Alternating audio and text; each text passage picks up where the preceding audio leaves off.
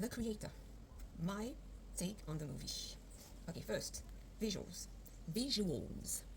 When I go to the cinema nowadays, it's when I go to see a movie on a big screen, it's because there's going to be great visuals. It's something that you're not going to be able to experiment on a small screen. So like Avatar. I went to see Avatar because it was supposed to be beautiful. Well, I went to see The Creator, but I was very disappointed by the visual. There was nothing spectacular, absolutely nothing.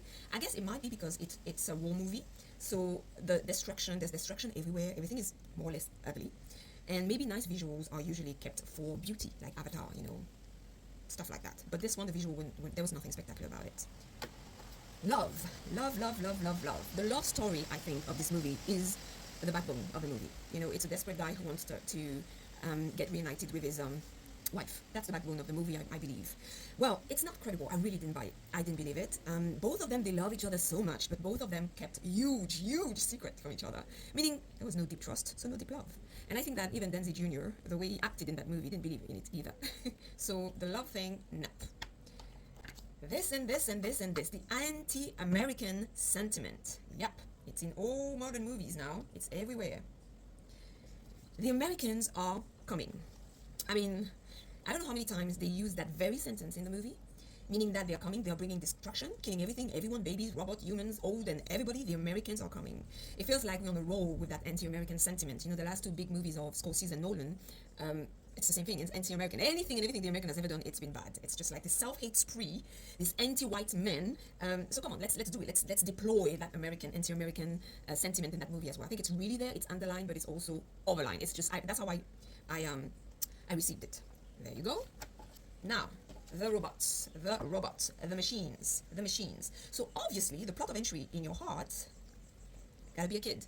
Gotta be a kid. And it's quite interesting because at the beginning of the movie, Denzi Jr., I think he killed a machine, and one of the girls, why did you do that? He says, come on, calm down, it's a machine. It's a robot, So as long as they're adult, nada. We know they're a robot, we know they're a machine, we know. But as soon as Kiddo comes in, love me tender, love me right, love me, love me, love me, it's just crazy. It goes to show you that there's a point of entry in the most inhuman, absurd thing. There's always a point of entry. We're going to rationalize. We human have the capacity to rationalize anything and everything as long as the point of entry is the heart. And the heart is deceitful of all things. So basically, the robot story, the machine killers at the beginning of the movie becomes machine lovers. End of the story. That's it. Yup. Now, there's also this anti-human sentiment, this anti-human seed. It's so there. It's just, they're not even hiding anymore. It's really like, it is very scary. So to make sure that you understand how emotionally connected these machines are, I don't know how many times they refer to the machine as loving and caring better than human beings. It's just crazy. They made that little boy robot cry so much. I was like, come on. Just enough. Tears and tears and tears and tears and tears. It was just crazy. And I think the message is humans are fundamentally evil and is the problem. Here we are. We have the solution. Now, no humans are heroes of anything. Really, the robot is a hero in the movie because at the end, the guy who's kind of collateral hero, he's like, he goes for a machine. I mean, this is crazy. It's fundamentally anti-human. Yep. So, now, friendship. Here's my take. We're getting to my kind of take on the thing. Okay. There is a reason. This movie destroys. There's a reason why God created two genders, male and female. And only male and female can have sex, can reproduce, and then to procreate, and so bring a life to earth, human life. And there's different type of love in that relationship. There is what we call the agape love, the eros love, and the philia love. The agape is usually God and humanity. The eros is the sexual love, and philia is the friendship thing. The agape, nobody can live without the love of God and back. Eros, we can. Yes, we can live without it. And the philia, it's almost as impossible as the agape. That's why we call friends of God. There is something very important about philia love. And familia and philia is different because philia, you actually choose your friend that you decide to be faithful to, let's say, friendship. You work on that familia, you're born with a family you're born with. So these are the type of love that are out there for us to kind of fellowship as a species. And the familiar one, these boundaries are going to be pushed as well, when it comes to sex. But anyway, the alphabet mafia culture is destroying this foundation, this comfort that we have. Like, you have to always be careful as a woman to be friend with a guy because you never know in the back of each other's mind, So we have women for that. That's brilliant from God, to make two genders, then we can have a gender with whom we can be really friends without any interest, without any sexual interest, anyway. And this is becoming, oh my gosh, this mafia culture, alphabet mafia culture is destroying that, and we are becoming alone. Because right now what's happening is that even when you are like, I watch a movie, and this woman, she was like being comforted after the funeral of her husband by another woman, and at one point the other woman, while comforting her, actually kissed her. It's crazy. Now you can't even trust your fellow gender. That's what they're doing in movies, I was walking in a park with a friend of mine, the daughter of a friend of mine, and one guy's like, because she's younger than me, one guy stopped us and, we're discussing, and he's like, is it your daughter? I'm like, no, it's not my daughter. Oh, okay, is she your friend, lover. I'm like, no, she is the daughter of my friend. Now, when you see two men or two women together, there is that thing in the back of your mind now. So this is the friendship element of living together is being destroyed by this alphabet mafia culture. And to replace it, because they know that we need that, they're grooming us through a robot culture to replace that with robots. That's why I feel.